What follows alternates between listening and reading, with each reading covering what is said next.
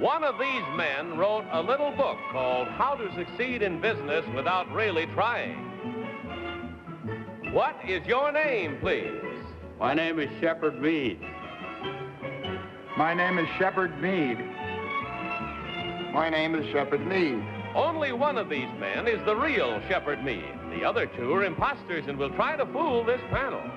Tom Poston, Phyllis Newman, sports writer and broadcaster Kyle Rote, and Kitty Carlisle, on To Tell the Truth with your host, Bud Collier.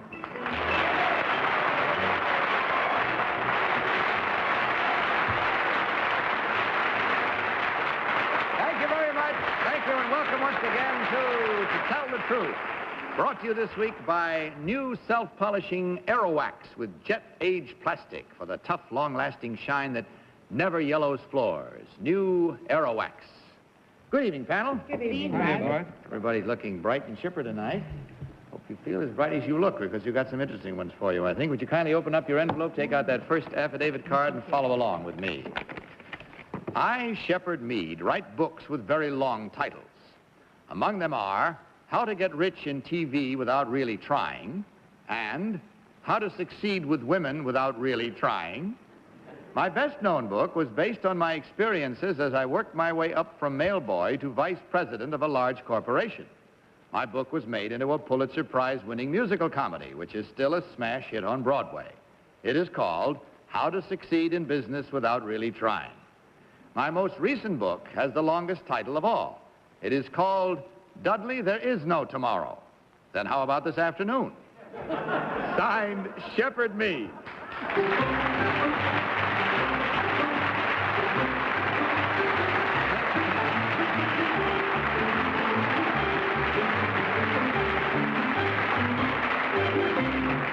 Panel, these three gentlemen all claim to be Shepard Mead, author of books with wild titles and long ones. Let's start this questioning with Phyllis Newman. Phyllis? Thank you, Bud. I have lots of questions about the show, but first I'm dying to know, number 3, what does the book Dudley, There Is No Tomorrow, etc., what's that about? Well, that's all about a little town in Long Island. Forgive my laryngitis. I've been doing a lot of taped interviews and... What? Number 2, could you tell me who the producers of How to Succeed in Business are? Fewer and Martin. Thank you. Number 1, in the cast there's a boy named Charles Blank Riley. What's his middle name? Nelson. Thank you. Number 3, who did the choreography? Fosse. Thank you. Number 3 again, who is your publisher? Simon & Schuster. Thank you. Number 2, what was the corporation that you worked for on which the book was based? Benton and Bowles. Benton and Bowles. Thank you. Kyle Rote. Number 1, how would you spell Bobby Morrissey's last name? Morrissey. Would you agree with that, number 3? Yes, I would. Number 2, where is the Pulitzer Award handed out? St. Louis? I'm not sure. Number 3, do you know? I don't know. Number 1? New York. Number 2, you were a mail boy. What has been the jump in rates? This is a very intelligent question. You mean the change in the rates of pay? I got $15 a week. No, I mean from 4 to 5. Number 1, you mentioned Long Island, the town in Long Island. What town was that? Northport. How far would that be from... Kitty Carlisle. Number 3, you have written some books with very long titles, but I think you wrote a book with a shorter title. Could you name it for me? Yes, The Ad Man. Number 1, did you ever write a book called The Great Big Ball of Wax? Yes. Number 2, what is the cash award that the Pulitzer Prize carries with it? Number 2? I think $500. Number 3, can you name the gentleman in whose name this prize is awarded? John Pulitzer. Number 1, do you know what newspaper he owned? World. The World. Number 2, can you tell me the name of the company of which you are the vice president now? I'm not the vice president of any company now. It says you worked your way up to vice president of a large corporation. But he left. Then I Found retired. out how to make money and retire. Tom Poston. Number 2, is it possible that the reason you know so little about the Pulitzer Prize is that you didn't personally win it? I didn't personally win it. Is that correct, number one? You agree with him? Well, it went for the show. I simply wrote the original book from which the show was based. That's what I understand.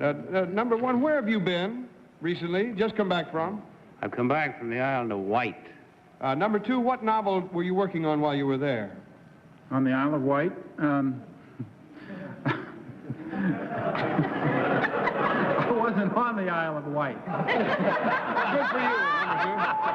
Where were you, number two? That's all the time we have. I'm sorry to say we have to leave it right there, and that's a perfect moment to leave it. So if you'll kindly mark your ballots now and without change, and of course, no consultation, as you vote for number one, number two, or number three. Our team of challengers will quite naturally receive $250 for each and every incorrect vote indulged in by our panelists. Are all ballots marked? No, I'm not marked at all. Well, since I have to call on you first, Tom. I still have a lot of questions I'd like to ask. Ask me. Oh, come on. All right. What the heck? For whom did you vote? Oh, I voted for number two. Darn it. I wanted to vote for number one because I actually liked his answers better. But I think it's number two. I still don't know what he was doing on the Isle of Wight. Phyllis. Well, I didn't vote for number 3 because he said it's John Pulitzer, and it was Joseph Pulitzer. And number 2 is kind of cute. He's got those thick glasses. It's number 2, I think. Kyle, what is your choice? Well, I voted for number one because of the questions that Phyllis and Tom asked that I thought they were going to vote for number one. So I vote for number one. Well, you're right. I like number one. And Kitty, which one do you think it is? I voted for number 2 because number 3 did say John instead of Joseph. And although number 1 gave marvelous answers, when the last novel's thing was read, the title, Dudley, There Is No Tomorrow, Then How About This Afternoon, number 2 got hysterical laughing. So I thought it was number 2. Laughing at his own joke. Yes. All right, there we have it. The chips are down for the first time tonight. We're at that moment of finding out who's right and who's wrong and learning which one of these gentlemen actually is the author of the long, long title books. So will the real Shepherd Mead please stand up?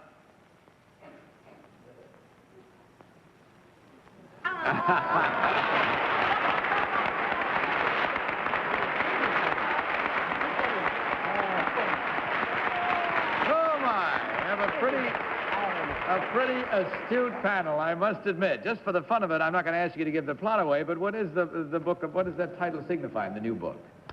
Well, it signifies confusion on the North Shore of Long Island. I think that's the simplest way to describe it. Enough said, and continued success to you.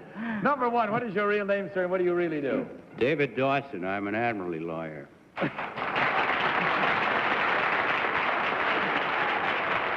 And number 3, may I have your real name and what you do, please? My name is Charles Dreitline, and I'm the sales manager of the Muzak Corporation.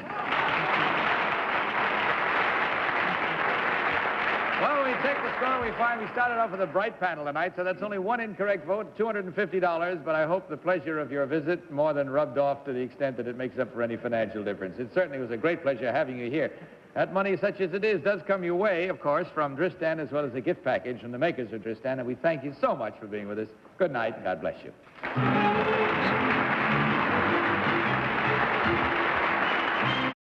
May I present our next team of challengers?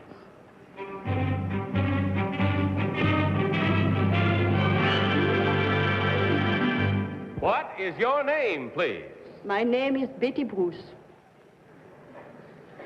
My name is Betty Bruce. My name is Betty Bruce. Panel, you've had a look. Will you follow along now with your copies of this affidavit? I, Betty Bruce, organize non-hunting safaris for non-rich Americans. My husband and I originate these tours in Nairobi. The price of a safari includes room, board, and transportation. On the itinerary are a trip to Kilimanjaro, a visit to actor William Holden's Safari Club, a descent into Ngorongoro Crater, and a night spent at Kenya's famous inn in the treetops. Guns are forbidden, but the highlight of the trip is the opportunity to photograph antelope, lion, rhinoceros, and elephant in their wild and native state. Signed, Betty Bruce. All right, panel. These 3 ladies all claim to be Betty Bruce, organizer of African safaris. Let's start this cross-examination with the backfield coach of the New York Giants football team, Kyle Rote. Kyle? Number 2, why no hunting? Because it's much cheaper that way. We just take people out to take photographs, and that means that you cut down on the expenses for no hunting licenses, no ammunition, no guns, and so it caters to the clientele we hope to cater to. The animals like this a little bit? The animals much prefer it. Number 3, how much does the safari cost? $550 for the African portion of the safari. And how long does it run? 12 days. Number 1, where does William Holden usually stay? You visit his safari. Where does he usually stay, you mean? Himself? Of course, at his club. At a safari club. Number 2, would you agree with that? He doesn't spend the whole time there. Everybody who goes out to East Africa spends quite a bit of time in Nairobi as well. Number 3, Kitty. Number 1, what is an oryx? It's a type of antelope. Number 2, what is a hartebeest? Another kind of antelope. Number 3, what is a greater kudu? An antelope. Number 1, antelope.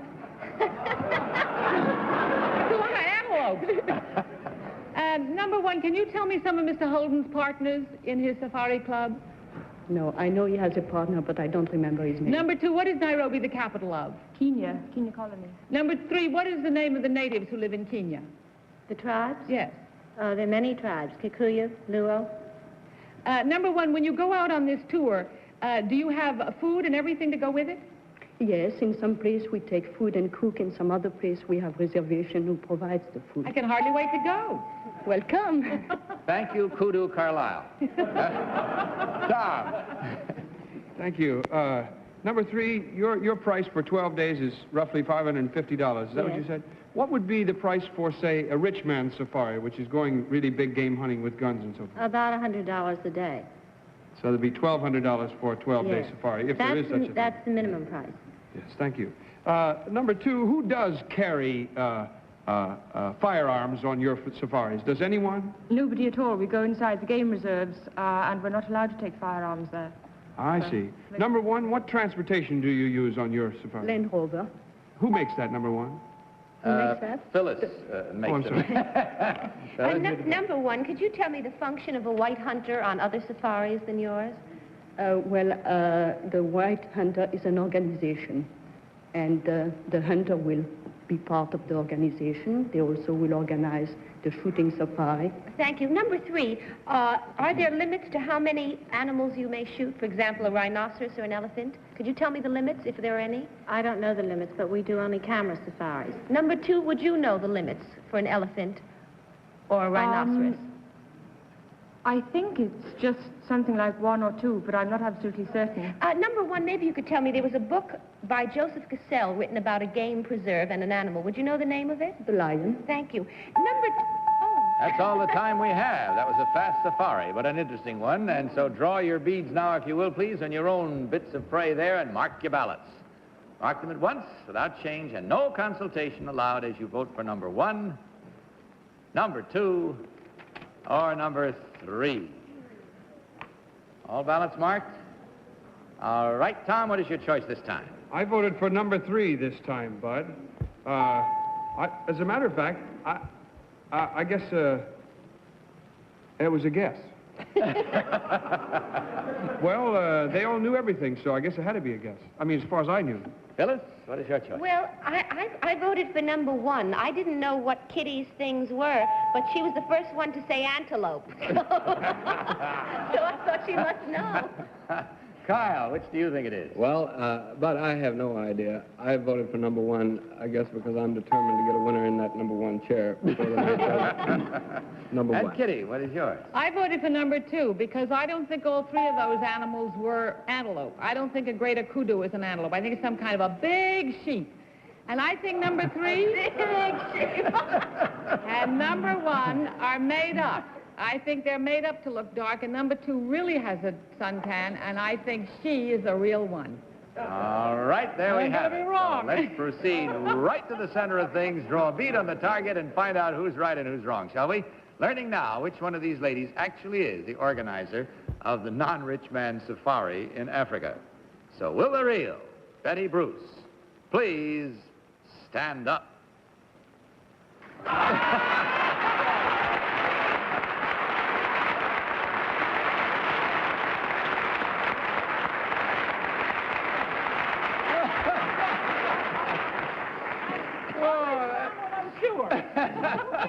Tom did. Tom got it. He was the only one who did. Tom got it. It is an antelope? It's the ibex. The greater kudu has the The minute I'm so sure, I'm always wrong. Most people don't even know what a greater kudu is, so it's... I do. It's a kind of a big sheep. I heard it on To Tell the Truth.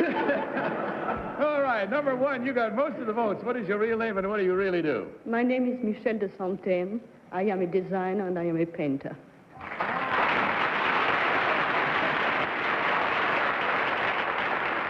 Now on, she'll paint only antelope. Number two, what is your real name and what do you paint? What do you do? My name is Barbara Harvey, and I work for Rand McNally Mac Company, making models of the moon. Well, we thank you. You did a good job of fooling, I must say. And, of course, you can count as well as I. You know already, I'm sure there were 3 incorrect votes. Rapidly adding that, 3 times $250, it's $750, ladies. I think the stores will be besieged tomorrow in your neighborhood. That comes your way, of course, from Tristan, as does a gift package of all the fine products from the makers of Tristan. And our thanks to you for being with us and being so nice. Good night, and God bless you.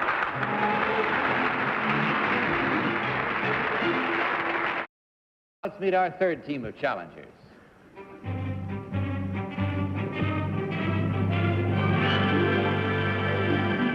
What is your name, please? My name is Ralph Paiewonsky.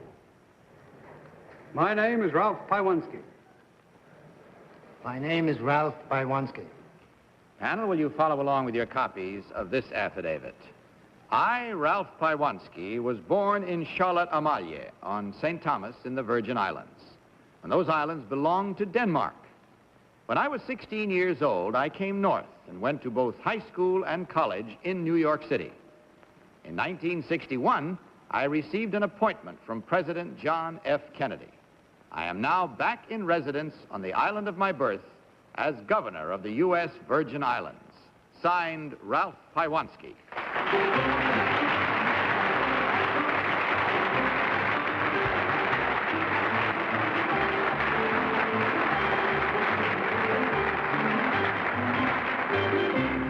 And here we have 3 gentlemen, panel, each one claiming to be the same one. By name, Ralph Paiewonsky, by occupation, governor of the Virgin Islands. And let's start this round with Tom Poston. Tom? Thank you, Bud. Number 3, in those waters down there, you have to be a little careful of a thing called a sea egg. May I ask you why? Because of the sharp spines on the sea eggs. And what do they do if you're They'll not... stick you, and it's hard to get them out because they have barbs that go the wrong way. Thank you. Number 1, in other Caribbean islands besides yours, there are sometimes little flies that kind of bother you. What are they called? Sandflies. Number 2, when do they become troublesome? What time of the year?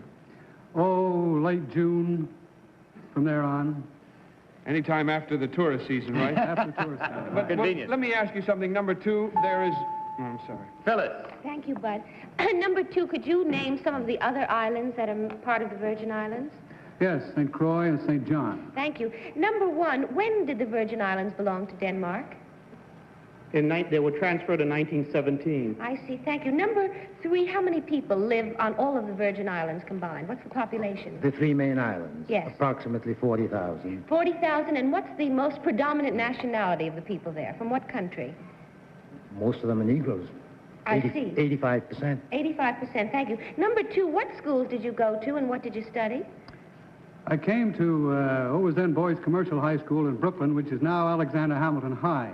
And then I went to NYU. Thank you. Number 3, what did you study to prepare you for being a governor? Political science. Political science. Thank you. Number 1... Kyle. Bud, you'll have to forgive this question. Number 2, who is the director of the Tivoli Gardens? That is Mr. Harry Asbury. Number 3, how old must you be before you can become governor of the Virgin Islands? There is no set limit.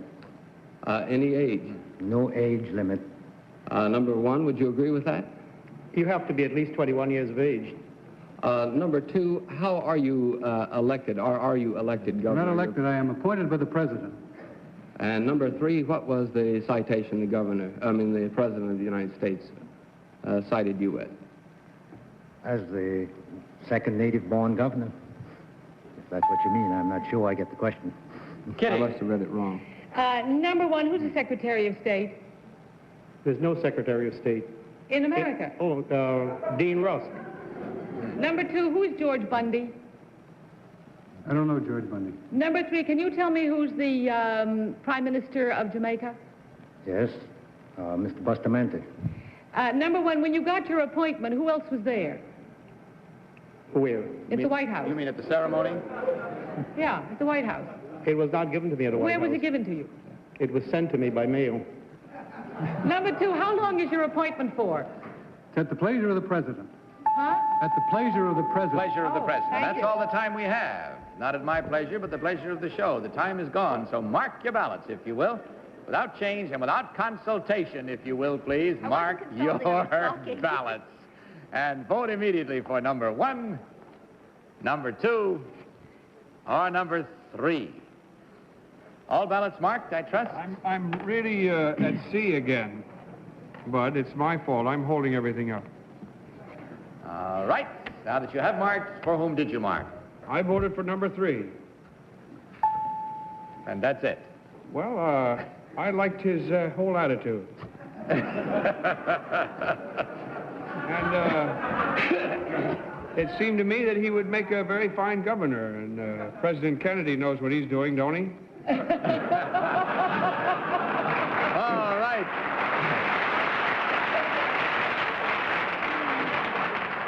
Phyllis. Well, number 3 convinced me the most because President Kennedy knows what he's doing. No. I voted for number 3. And Kyle, what is your vote? Well, I'm going to vote for number 1 again, but for a different reason. I would think it would take someone like a governor to admit that he got his citation mailed to him. So I picked number 1. All right, Kitty. I voted for number 1, and you don't catch me giving any reasons this time. All right, there we have it. A widely split vote of 2 and 2. 2 for 3 and 2 for 1. Let's see how it shapes up in the truth area as we find out now which one of these gentlemen actually is the real governor of the Virgin Islands. So, will the real Ralph Paiewonsky please stand up?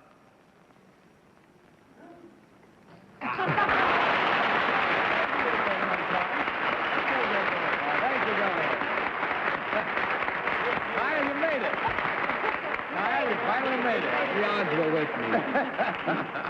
Oh, dear. I guess the president has to make a mistake now. Oh, you know. Governor Paiewonsky has asked that his winnings be sent to the new College of the Virgin Islands, which is opening, I believe, this summer. Is that right? That's correct. Well, it shall be done, and much success to you. We'll find out what that amounts to in a moment. Let's find out about your 2 sidekicks here first. Number 2, may we have your real name and what do you do, sir? My name is Frank Mead. I'm with Fleming Revell Publishing Company and editor on a book by a very popular author named Bud Collyer.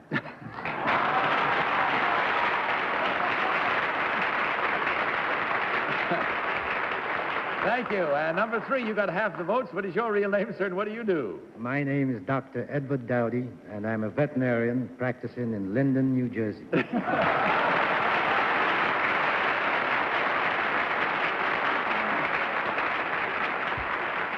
You better find out from the governor how long he's going to keep the job. They think you'll be a good governor, you know. You might want to step in there. Easy to figure out, I'm sure. Half and half, that's 2 and 2. That means 2 incorrect votes as well as 2 correct. On the 2 incorrect, at $250 each. $500, gentlemen, with our best wishes, and we thank you so much for being with us. That comes your way, of course, from Dristan, as does a gift package of all the fine products from the makers of Dristan. Good night, and God bless you.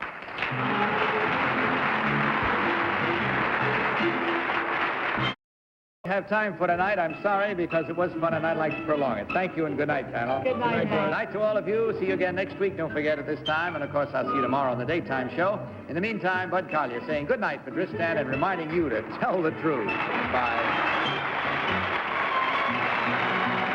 To Tell the Truth is a Mark Goodson, Bill Todman production.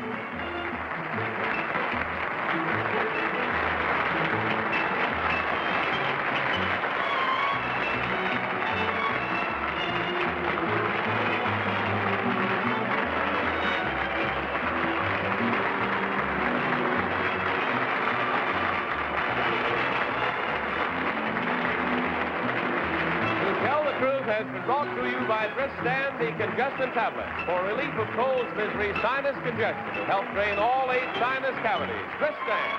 Johnny Olson speaking for To Tell the Truth. This program was pre-recorded.